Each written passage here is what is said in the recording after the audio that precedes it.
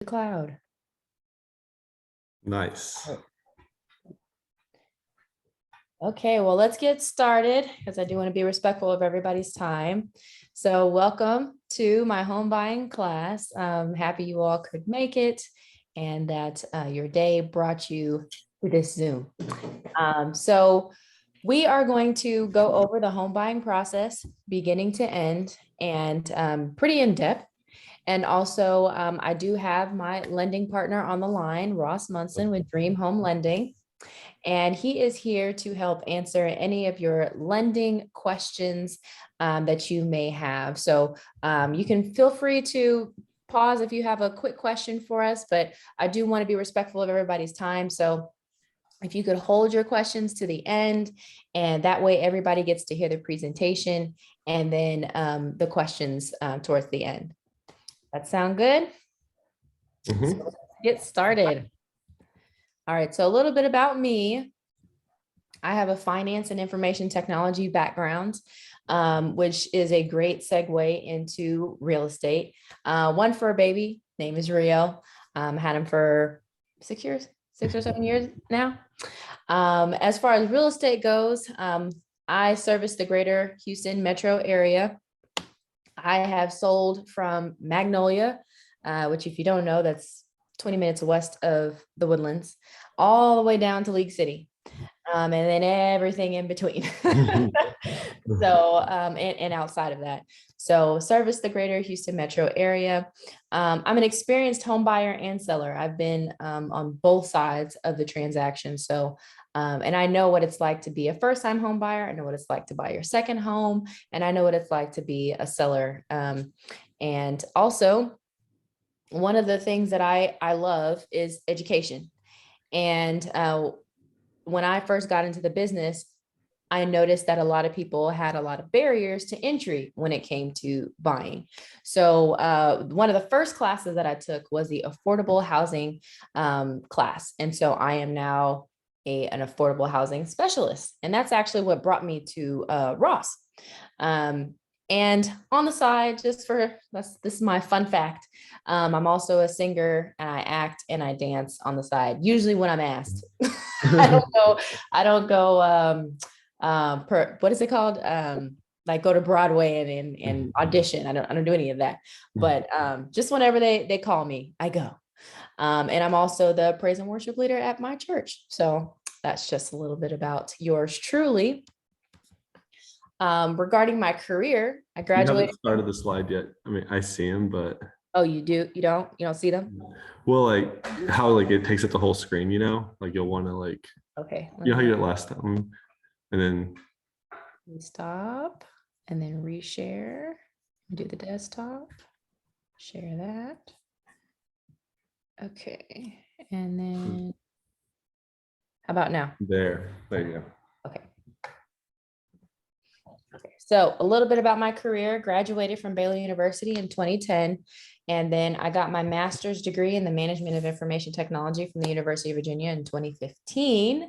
And I'm pretty sure like a lot of you during COVID and quarantine, you really started to look at where you're at financially, professionally, personally. And that's also what I did.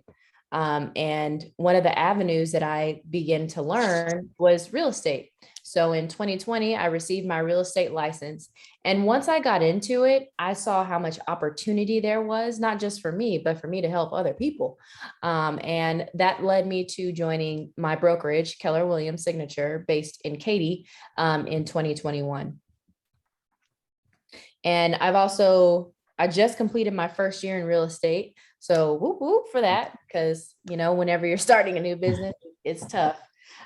So very grateful for that. And so yeah, let's get into the roadmap. So the roadmap, this is basically a quick version of the home buying process. First step would be to meet with a real estate professional. So you can check that off your box. Done that. And the next step is getting pre-approved. So during the pre-approval process, you'd sit down with someone such as Ross, and you'll go over your financial outlook. You'll give him things like your pay stubs, your W-2s, your bank statements. And this is where you find out your home buying power, how much home you can afford, and maybe what that payment is going to look like, what your closing costs and your down payment is going to look like. That's when you have that conversation. And out of that conversation, you receive a pre-approval letter. And so with this pre-approval letter is what we take when we go searching for homes. And that brings us to the third part. So when we search for homes, there's plenty of ways to find homes. Of course, there's the MLS, har.com, which is what we have here in Houston. And there's also other sites, realtor.com, Zillow, plenty of other companies are starting to get into the real estate market to search for homes. There's also for sale by owners. You may pass by a home that has a sign in their yard, new construction. You may be interested in that as well. So there's different ways to find homes. Funny story, this past week, I was showing homes to a client, and all the ones that were on the MLS that she decided to go see. And then I saw a home down the street that was for sale, and went down the street, saw it, and we actually toured it because it was hosted by Open Door. And she actually loved the home. We put an offer accepted. So just like that, I mean, you can find a home. Like literally we weren't even looking at that home, and ended up finding it. So there's more than one ways to skin that cat.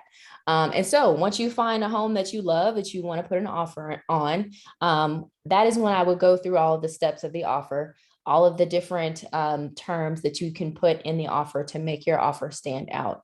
And in a perfect world, let's just go with the happy path. Let's say your offer is accepted. That's when you would go into negotiations. And also we would start doing things like inspections. And we'll start talking about things like appraisal and all the different things that go into that part of the transaction. And then you'll also have the most contact with your lender. This is where you all will talk about the different things that they may need for underwriting. And once all that's good and wrapped up and the file is good to go, that's when the lender would give us a clear to close, and we sit down at the title company, and that is when you sign and get your keys. So that is the quick version of the home buying process. Now let's dig into the benefits of going through this process. Roots.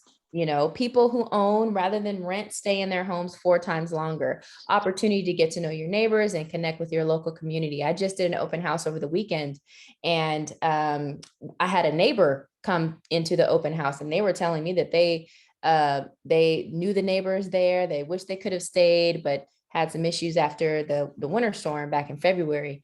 And that just goes to show you that they had, I think they said they'd been in the neighborhood for 20 years. And so you really build connections with people, or you have the opportunity to. Building equity. I like this statement. Renting has often been compared to paying 100% interest. But when you own a home and a mortgage is in place, a portion of your payment goes towards the principal balance on your loan. This builds equity and acts as a savings account. I can't tell you how important it is, especially now, the time that we're in. Equity is very important. People who bought homes 6 months ago, a year ago, are already building a significant amount of equity in their homes. So you do want to get on that train as soon as you can, so that you can start building equity for yourself. Appreciation. Home values go up. I mean, that's one of the main reasons that people get into owning a home. And what you want is when that appreciation increases, when it comes time to refinance or you decide to sell your home, you can make money off of the appreciation from your home. Education. This is just a fun fact. Research shows that children of homeowners earn higher test scores and graduate at a higher percentage than those of renters. So that's just a fun fact for you. There's something to be said when children are in stable environments and stable homes. Happiness. The feeling of owning your home is unmatched. If you purchased a home before, you know what that feels like but I also want my first time home buyers to also feel that excitement and that joy of going through this process and having that moment, that picture moment. Well, I'm sure you've seen some pictures floating around on social media when people buy their homes with the key. It's a really special moment because it means that you've hit a goal of yours, a milestone of yours. And tax savings. There are multiple benefits when it comes to saving during tax time. And that includes saving on your mortgage interest, your property taxes. And if you are a first-time home buyer, there are also some additional credits that you can receive as long as you qualify, called MCC, mortgage credit certificates.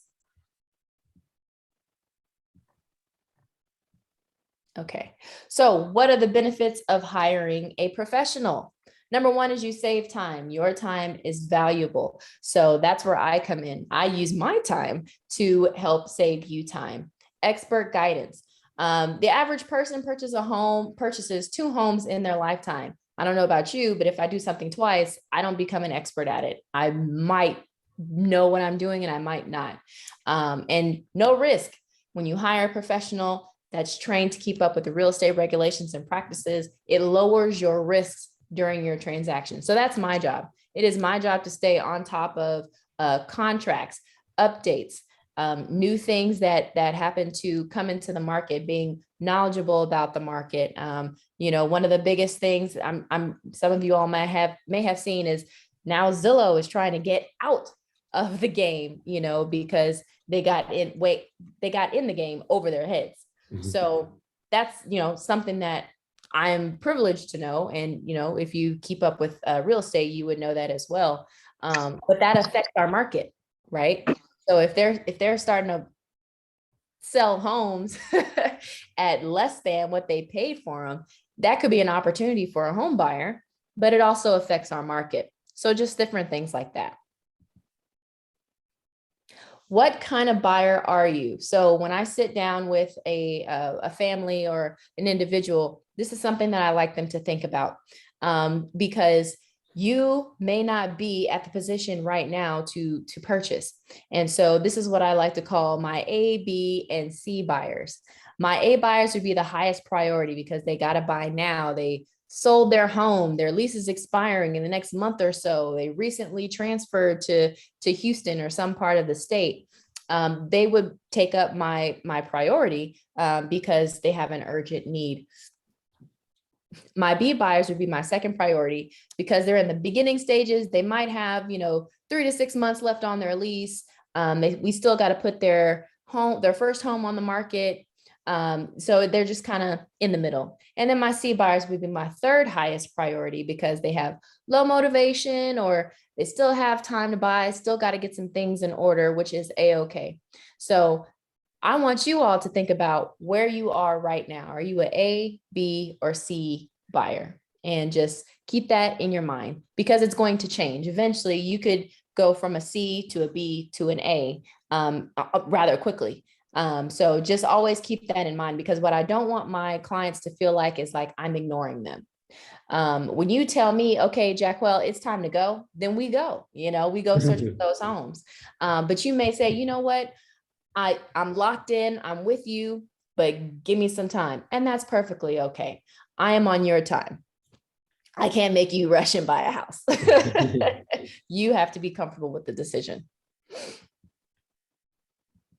Okay, so let's talk about some of the barriers to home ownership.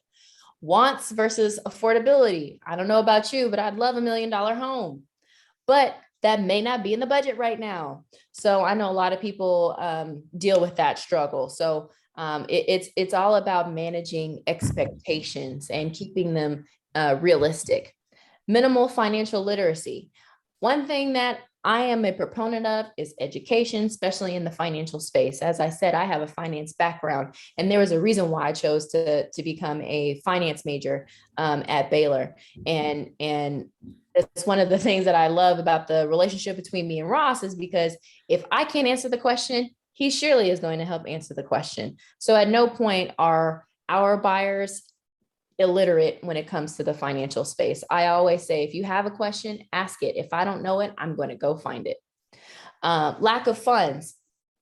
it takes money to buy a home, just putting it out there. So a lot of people, they don't have the funds right this second. And that's when we develop a plan, develop a plan so that you can get there in the time frame that you would like. Credit management issues. We all know that those bureaus, they can be tough.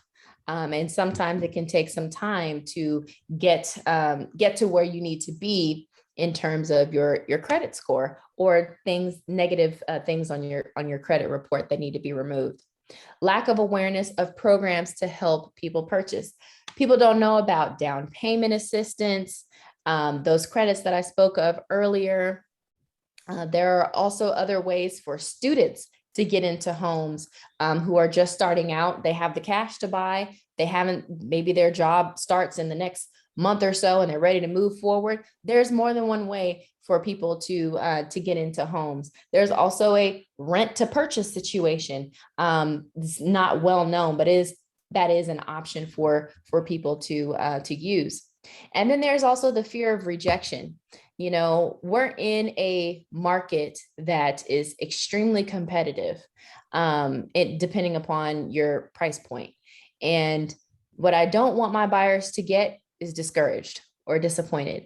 You gotta keep the right mindset when you're in the home buying process. It is a journey. It's not an overnight success sort of thing. It is a journey. Like the young lady that I was just telling you about, where we found her home from Open Door. We have been searching for a few months.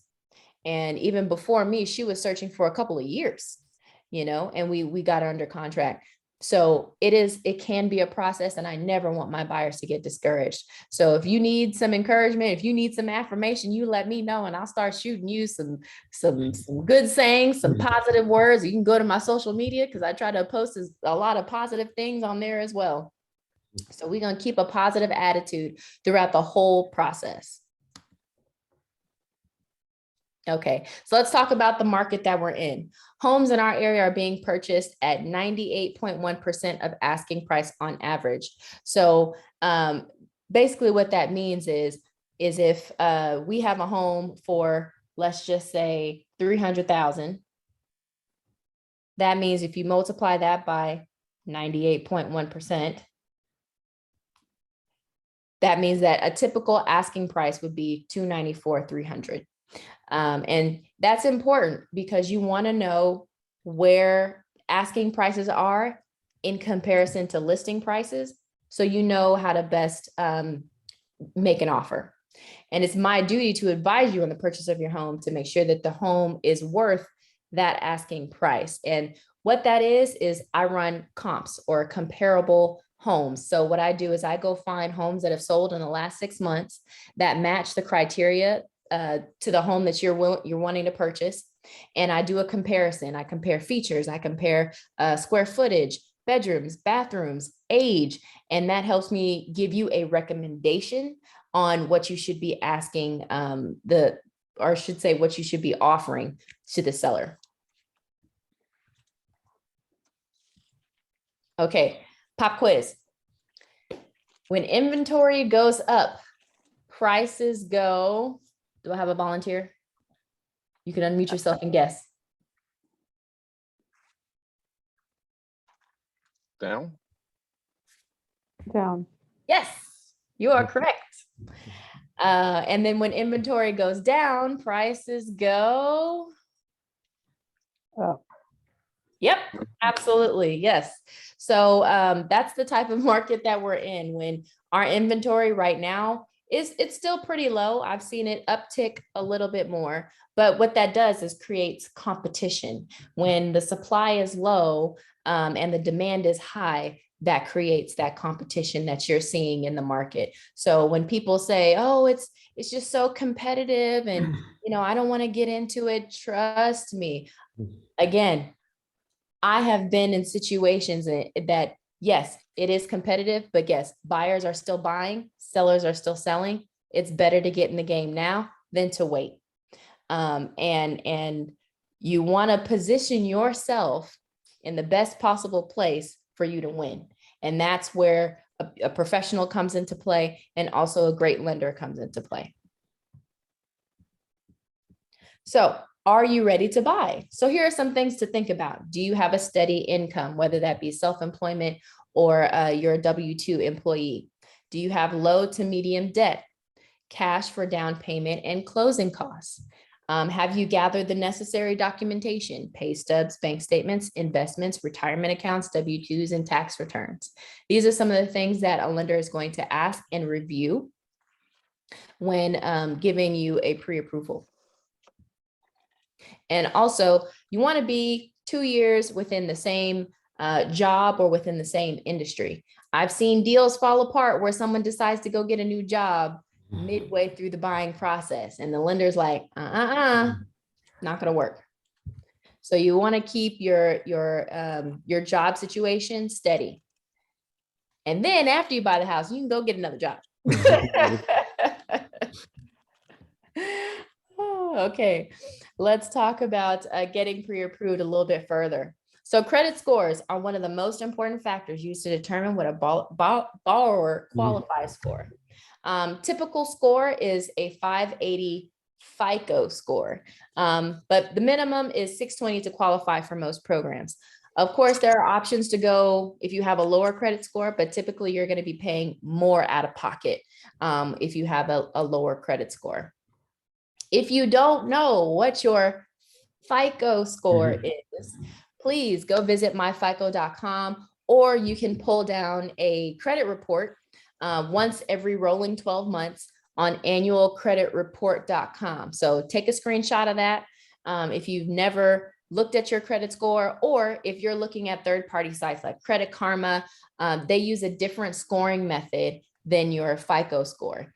And the best way to know what your score is to really reach out to the lender, because they're the ones that are going to be running your credit to determine your buying power. So if you're ready to make that leap, I'd say go that route.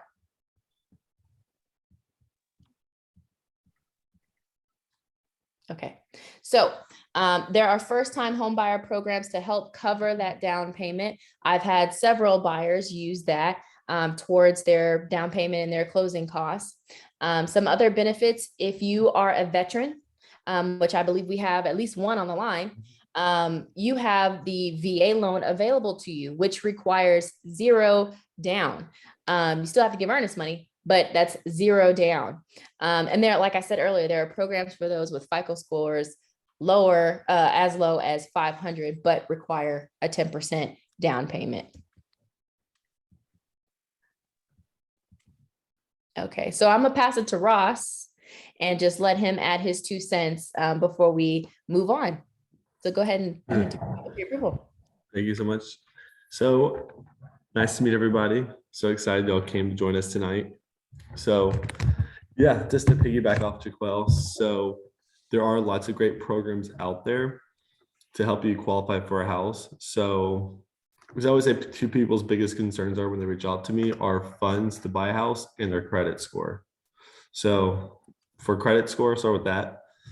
So number one, if you're not ready yet, you don't think, or you have stuff to work on, I can run a simulator game plan for you to tell you what you need to do to get where you need to be. Because in my opinion, working with credit repair companies, like it costs a lot of money. So it takes away money you could use to pay bills.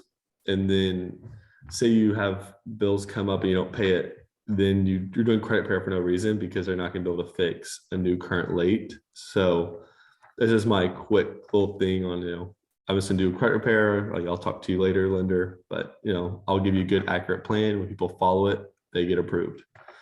And then to piggyback as well, it is a 620 for that first-time homebuyer program, which that will help alleviate when people's worries about funds to close. So typically it covers your down payment. You can cover part of your closing costs, but you would still typically need about 6,000 to 7,000 if the seller doesn't help you at all and help it all with covering closing costs. And right now with the competitive market, it's better not to ask for seller concession if you want to win the house. But at the end of the day, we're on your team, so we'll do whatever we can to try to get you a house, but we'll just let you know up front, the obstacles that could happen.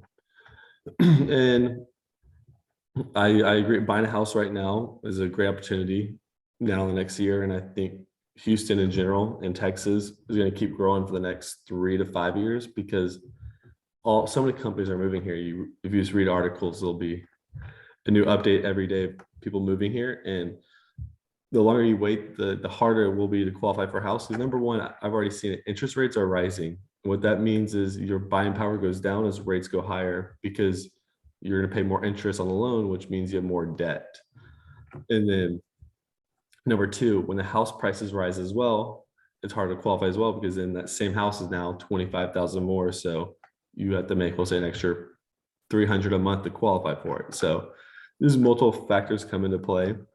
And then there's a lot of great programs as well. I did see the veteran as well. VA, great program, highly recommend using it. A lot of veterans don't take advantage of it, and it's a great way to get into a house with very little money. And there are USDA programs, which that's for a rural house. And in Houston, it's really hard to find because you really have to be really out there. And there's conventional. Conventional is typically your cookie cutter buyer. But then that's why there's FHA, because the FHA is basically, hey, we'll give you a second chance. We know not everyone's perfect. So, we'll lend to you all the way down to 500 credit score, but we'll just require more funds from you to prove you're serious. So yeah, I mean, definitely if you're on the fence, I highly recommend just reaching out just to kind of see where you are now so we can build a game plan. And even if you're self-employed, great time to reach out because you're about to file your taxes in 2021 or 2022 for 2021.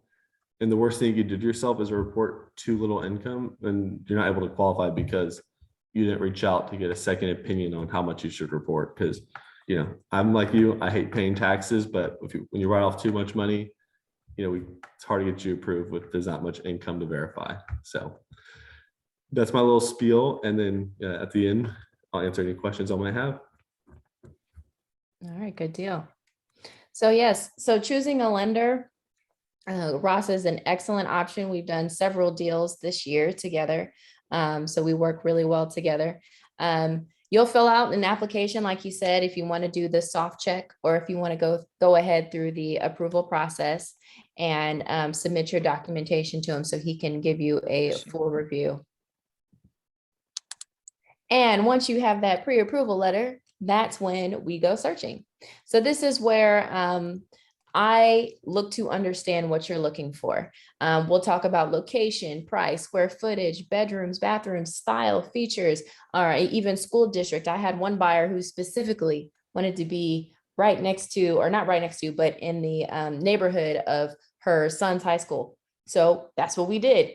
The search was only for homes around her son's high school. So I figure out what's most important for you, and then we take it from there. And like I said earlier, we can look at new construction homes, for sale by owner, resales, which are what you normally see on HAR. Always call me first and write down my information. So let's talk about how I'm paid for a quick second. Typically 99.999%, the seller or the owner, the builder, pays my fee. They typically will have especially in a resale situation, they're going to have a listing agent, and the listing agent is going to pay me for bringing a buyer to their listing. So at no point do buyers pay for commissions to their agent. So I just want to note that. And I am not the type of agent that will go after their buyers just in case they don't pay as much as I would get on a typical deal. I don't do that. What I get is what I get. My goal is to make sure that you're happy, that you get the home that you want in the time frame that you want with the least amount of hassle. So get representation to protect your interests. There are people out there who decide, no, I don't want an agent. One, because they think they have to pay the agent, or two, they've had a previous bad experience. Whatever the case may be, they choose not to go forward with an agent. And I'm telling you, there's no one there to make sure that the deal goes well on your end. Because the listing agent is going to look out for the seller. The person you walk walk and see at a model home is going to be there to protect the builder, or for sale by owner. The owner is in it for himself, so you want somebody in place to protect your interests when purchasing your home. So one of the documents that I love to send to my buyers is the questionnaire, and it basically details out the different pieces that I would need to find the perfect home for you. It's very helpful, especially when buyers don't always know exactly what they want. This helps narrow it down. And so I would send this to you once you're ready to go start searching for those homes. Plenty of search tools out there. Like I said earlier, the MLS, my website. I work with hundreds of agents and also all around the world. So thousands of agents can help me find homes. I've connected and sold homes from agents in my office just by them talking about it and sharing those with my buyers. So there's more than one way to find homes. You may find one that I don't come across, which is just fine. You just send me the information. I'll look it up. I'll do my research, due diligence, and then we can go see about getting you into that one as well. So you fall in love with your home, and this is where I go and find out what is important to the seller. You'll find that some will only, or some think that it's only a sales price that is important to a seller. And I'm telling you, that's not always the case. Sometimes other pieces of the offer are actually more important to a seller than just the sales price. Some sellers want you to have more skin in the game, so they'll ask for higher earnest money. Some want a shorter option period. What is an option period? An option period is the unrestricted right for you to terminate the contract due to any reason, and you pay a certain amount of money for a certain amount of days to have that right. And especially towards the end of the year, sellers don't want you to have 10 days to figure out if you want to move forward. They would much rather see 5 days or 3 days on a contract, or they want to see a higher option fee. That means that you also have more skin in the game. You're willing to put more money out there to see if you want the home.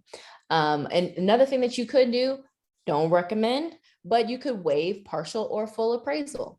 And this, again, if you're financing, you want that appraisal. You're going to need that appraisal. But if you were, let's say, paying cash, you'd have the option of waiving that. And then once it's in the seller's hands, the seller has the option to accept it as is, reject it, or counter. And if we hit the point of counter, that's when we have a back and forth between me and the listing agent or the buyer and the seller, and we figure out what terms work best to make both parties happy. So let's take that happy path. Your offer is accepted. And this is where we'll get into, we'll talk about appraisal. You'll see that the AEIOU, it's a fun little saying or acronym for the things that you would have to pay for once you go under contract. So appraisal, typically $500 to $700. Earnest money, typically 1% of the sales price. Inspection could be up to $500, depending upon a lot of different factors. And the option period or option fee, $100 to $300, typically between 7 to 10 days. But as I was saying, I'm seeing more 3 to 5 days in contracts rather than 7 to 10.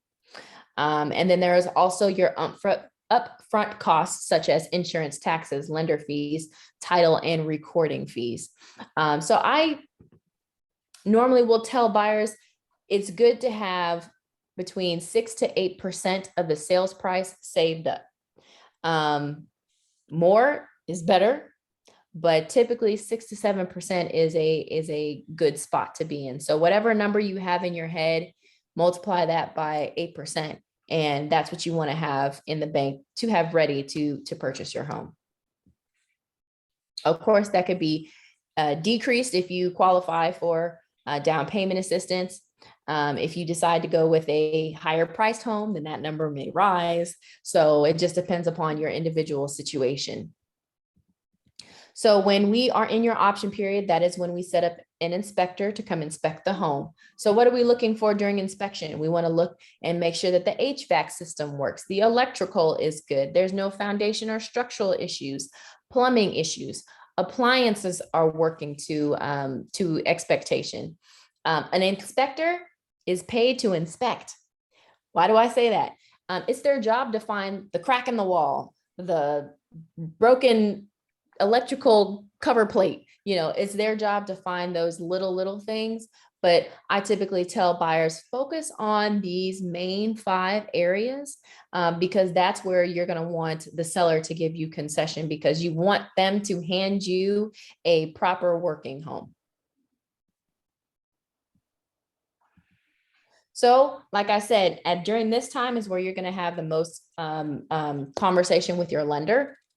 And they're going to go and make sure your file gets through underwriting, and they'll ask for different pieces of information. And once the underwriting department is happy, that's when you receive a C2C. That is a clear to close.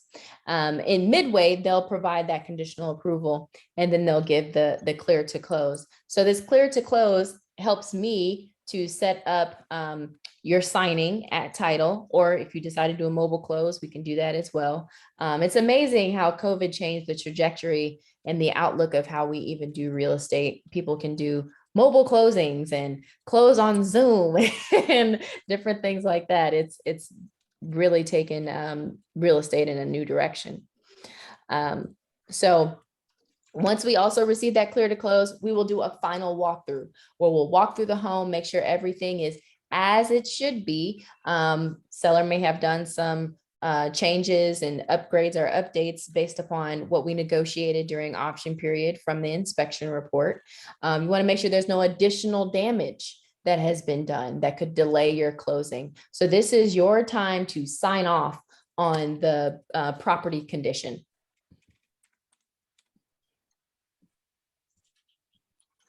So when you get that clear to close, you'll review a settlement statement with your lender. And here are just some breakdowns of what you would see on that. It could include your processing fee, underwriting, lenders, discount fees, recording fees, settlement officer fees, title insurance, documentation and preparation from attorneys, escrow, taxes, and your insurance, prepaid interest, and different things like that. So you want to review this. If you have any questions about what's on your settlement statement, you can ask me, you can ask your lender, you can ask title, so we can get you the answer that you need. I always say, do not sign anything that you don't understand. And there is no shame in asking for clarification. None. So we have reviewed the settlement statement, and now it's time for the big day, closing day. That's where I'll accompany you to closing. We can answer any questions that you may have had from the settlement statement. The title company will review the paperwork, make sure it matches what was on the purchase contract. You'll bring valid identification, making sure that your name matches what's on your documentation. If you have a power of attorney, that is where your power of attorney will show up and they'll sign the paperwork for you. Everyone who's purchasing that property must be present. If that's not possible, then we need to know in advance so that we can reschedule closing. But it's very important that all parties be present at the time of signing. And then you'll need to bring that certified check, cashier's check, or you'll wire your funds for your down payment and your closing costs to title. And then once all of that, the paperwork is signed by the buyer and the seller, and you've turned over your check, that is when all of your documentation will be sent to the lender, and the lender will tell us when the loan is funded. At the point where your loan is funded is when you are now officially a homeowner, and you get to take that picture and you get your keys and all of that good stuff. You get to move in, which we were talking about earlier. That's the fun part, right? Moving. Bye, have a good night. Okay, so I add in this slide for my buyers because they tend to forget certain things after they close. One being making sure you make your monthly payments. That first mortgage payment, you gotta make sure you stay on top of it. Different things like lawn care, routine maintenance, making sure your dryer vents and your fireplaces are clean. If you wanted a home warranty, you can use that to rekey your home. So Have mad them at come in myself. clean I certain think I messed up. I'm looking at like my transactions and stuff, doing my budget. Tiana, I think you're And it's like I not on made mute. 2 fucking loan payments to here. There we go. All right, so let me go back. All right, so let's, you can also attend your HOA meetings. You have air filters to buy and furnishing your homes, and don't forget to pay your HOA dues, your taxes, flood insurance, getting that security system. So that's why I said you want to have some money saved up for all these different types of expenses so that you're ready when you move in. You're not, pulling your hair out because you forgot about all these things that you have to pay for. So just keep that in mind after you close on your home. These are some of the things that you may encounter at the point after you move in. All right, so are you ready to choose me and put me to work exclusively for you today? And in order to do that, I require 2 documents. The first one is the information about brokerage services. It basically details my duties to you as your agent, and also my broker's duties to you. It also details a term called intermediary status. And what that means is if you have 2 sides of a transaction, buyer and seller, and I'm representing you as the buyer, and there's an agent that's representing the seller, and that agent happens to work in my same brokerage, then that means it's intermediary status. But we represent both parties equally and separately. So that is what's in this document, and it's just a notice that that you would sign. The next one would be my hiring contract. This is the document that solidifies our working relationship, that puts me to work exclusively for you. And we'll go over the different terms of it, but basically it just defines the areas that you're looking at, and also the time frame that we would be working together, and my fee, which again is typically paid by the seller, the builder, so on and so forth. At the end of the day, my goal for you is to get you the best price in the time frame that you desire with the least amount of hassles. It's a journey, and I am here to take that journey with you and to make sure that you are in the best position to get to that end goal, which is home ownership. So please do take a screenshot of my contact information if you don't already have it. And I would love to connect with you all after we have this meeting, just to kind of see where you're at, get some feedback from the class. And that's the presentation, guys. So you made it through. Congratulations. You are now well-versed in the home buying process. And I will happily take questions that you have from for me or for Ross. And you can just unmute yourself or raise your hand. Hey, Jacquel. Yes. Hey, yes, I wanted you to go into a little bit more about paying the fee for our real estate agents. So are there a different fee, or is it just one fee that we pay you? So it would come from the seller side. So the seller pays both the listing broker and the selling broker, or the buyer's broker. Listing broker and buyer broker, okay. Mm-hmm. So it's not you paying me directly. Okay, so I'm paying you directly, okay.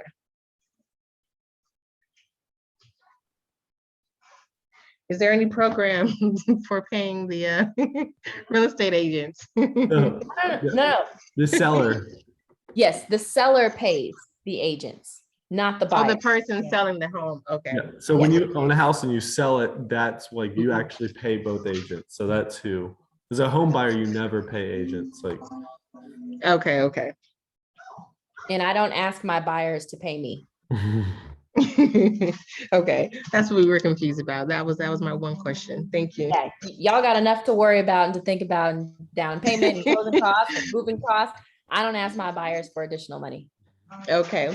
Oh, one other, how many other programs is it? Well, I guess I'll find out maybe later on, but programs for the down payment. Can you guys kind of run off a list of what qualifies us There's for those? Yeah, there's 4 programs. So 4 programs, okay? the 2 hardest, by hardest, like the most, Thank you. they can, they'd be the reason why you wouldn't qualify. So again, 620 minimum. So anything Okay. like 620, we're fine. But Uh-huh. again, there's more than just this to qualify, but these are 2 big things that stump people. So 620 plus the income limit, which is 99,000. But keep in mind, we can separate income. So say, for example, your base pays 90, but when you add bonus overtime in, you're over that 99,000, then we can just use your base pay to qualify you. So, Okay, what if you're 99,000 with your spouse, but you're probably trying to be approved by yourself? well, so it's, and the income's based upon who's on the loan, not, well, there's multiple programs out there, but if it does include household income, I'll let you know, but most programs, we can find one that's only people who are on the loan. So whatever Okay. income you're using to qualify off, then that's the income we're gonna use to determine if it's below 99,000 or not. Even the co-borrower? Yeah, yes, if the co-borrower's on the loan, yes, but if we're not Yes, using okay. income for them, then we're not gonna use it. So it's only for Okay. income we're using to qualify you Okay, to cover the debt you have and the debt of buying the house. okay. Thank you. No problem. All right, we had a question from Priscilla. If you want to unmute yourself and ask. Hey, do you need a down payment with the VA loan? Nope, it's 0% down. But just so you know, there are closing costs involved. So it's still not necessarily free, but it's 0% down, which helps a lot. And can a VA loan have a cosigner? Only if you're married. Otherwise, it gets a little more dicey in the sense of if you have a cosigner, you have to have 25% down if they're not legally married. So Okay, thank you. no problem. Who else has a question?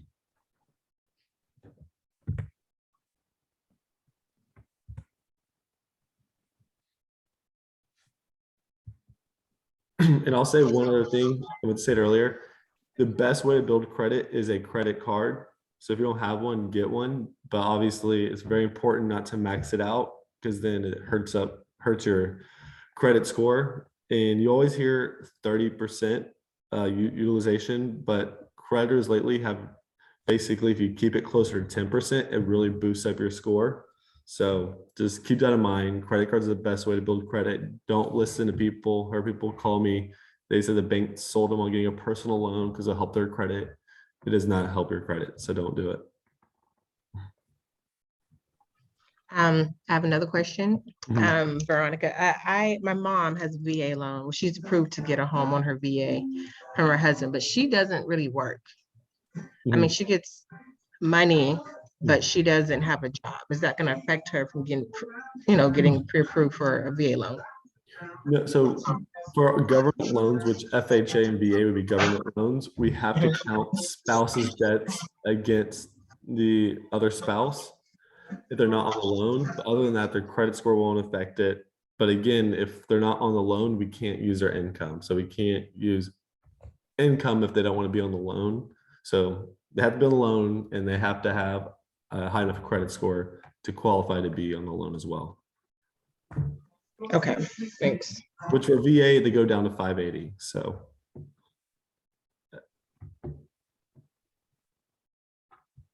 Hey, Jacquel, this is Dawn. How are you tonight? I'm doing well. Good to see you. Hey, I didn't have any questions. I just wanted to thank you both for the presentation. It was a lot of great information. It's been a while since I bought my home, and quite honestly, I forgot what I did to get it. And so I may be looking at, buying some investment property down the road. So I just wanted to sit in and remind myself what the process was from buying it and qualifying, the finances and all of that. So, some real great information. So just want to just say hello and thank you. Oh, you're welcome. And I know you've been in your home for a while. So yeah, you may want to check into your equity in your home that you can use to purchase an investment property. That's good. Thank you. When I get ready to make that step, I will surely get in touch with you. Absolutely. Say hi to Elise for me. I will.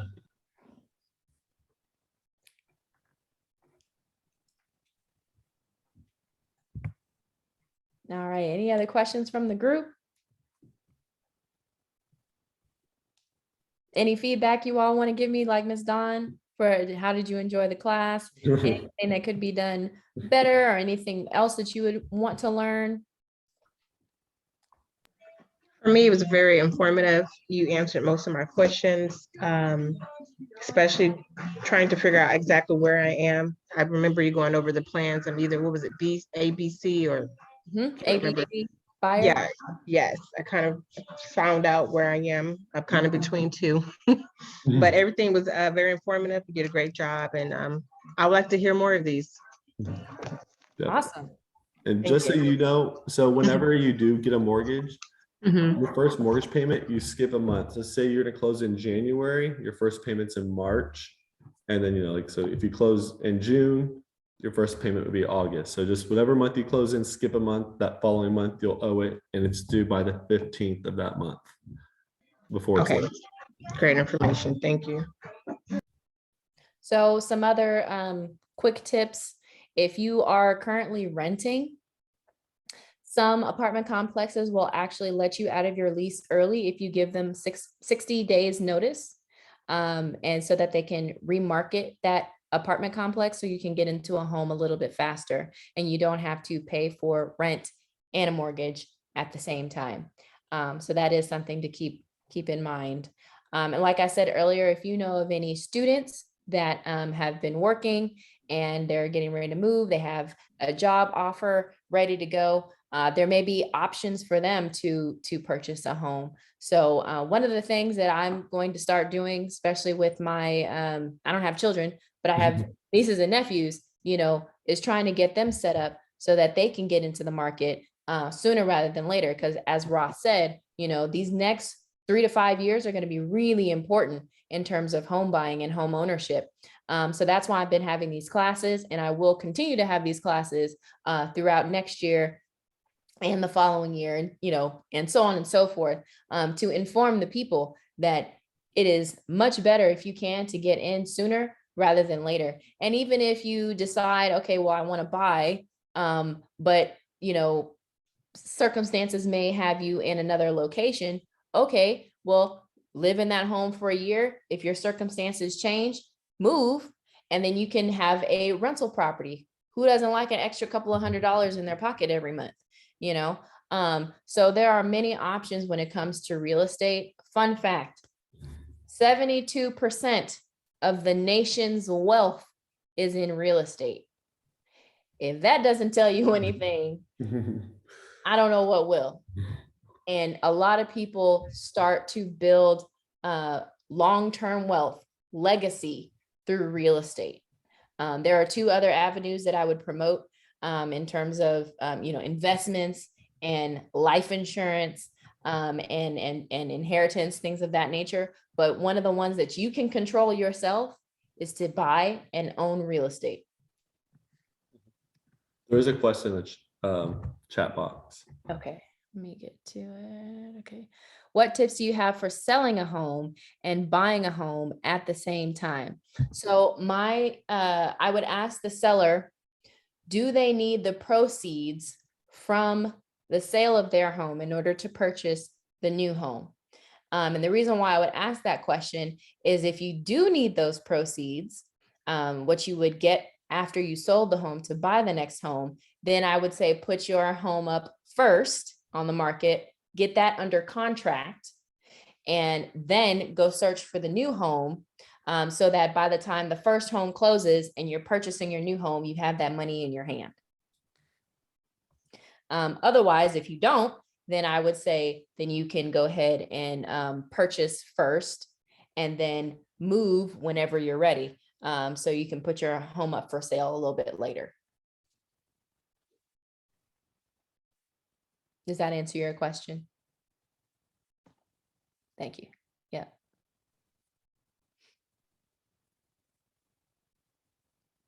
What other questions do you have for the for us? These have been good questions. Yeah, good questions tonight.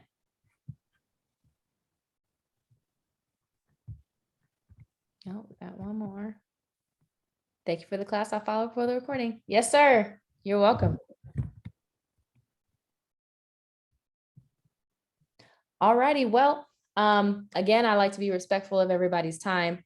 So thank you so much, everyone. I appreciate you all taking this time out of your busy, busy lives to come and share it with me and with Ross. I will be in contact with you all just to follow up, get some feedback, see where you are in your home buying journey. I hope to be working with you all in the future. And if we don't speak, or if I don't see you, have a very, very Merry Christmas and a wonderful New Year. And you all take care and be safe. All right. Y'all Thank have a good one. Happy Thank you so holidays. much. Same to you. Bye-bye, everybody. Bye.